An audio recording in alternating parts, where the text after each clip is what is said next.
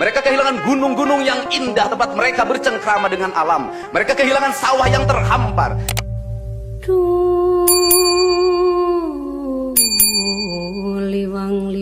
Hari ini kita disadarkan pada sebuah peristiwa di mana kita sering buta mata kita, kita sering tuli telinga kita, dan kita sering gagu lidah kita.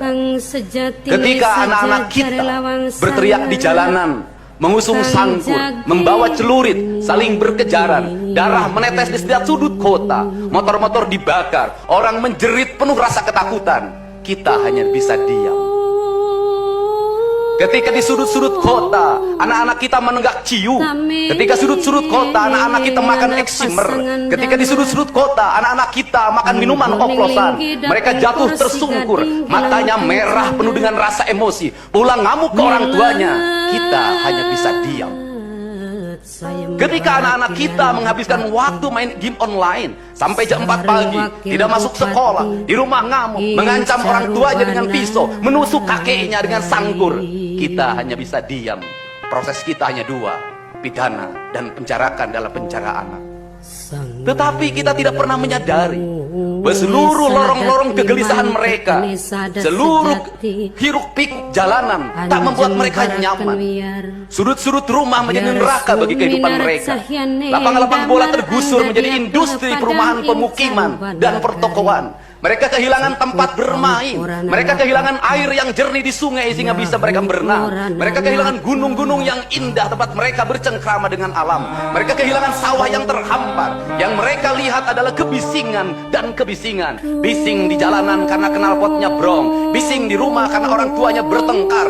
Maka mereka lari dalam lorong-lorong gelap. Digenggamnya handphone, diambilnya obat-obat terlarang, ditengahnya minuman dalam sebuah kelompok yang sama. Kita orang-orang yang terpinggirkan di rumah, kita orang-orang yang terpinggirkan di sekolah. Guru-guru telunjuknya menunjuk pada wajahnya, tapi tak bisa memberikan solusi kegelisahan jiwanya. Semua orang hanya memberikan pengamatan, analisis, kajian. Itulah metodologi yang dikembangkan bangsa ini. Tetapi tidak ada yang berani mengambil solusi, mengangkat mereka di sudut jalanan, dimasukkan ke barak, dididik secara militer, diarahkan menjadi anak-anak yang berguna. Kedisiplinan militer adalah harga mati bagi kemajuan bangsa, bukan musuh. Pandangan-pandangan buruk terhadap militer adalah pandangan-pandangan orang yang takut anak-anak Indonesia bangkit, yang takut anak-anak Indonesia mencapai kemajuan. Mereka takut bangsa ini menjadi bangsa kokoh dan tegap. Mereka ingin bangsa Indonesia menjadi bangsa pemabuk yang setiap hari mabuk akan ilmu pengetahuan, yang setiap hari bertengkar di TV, yang setiap hari bertengkar di medsos, sementara hamparan kekayaan alam diambil sama mereka.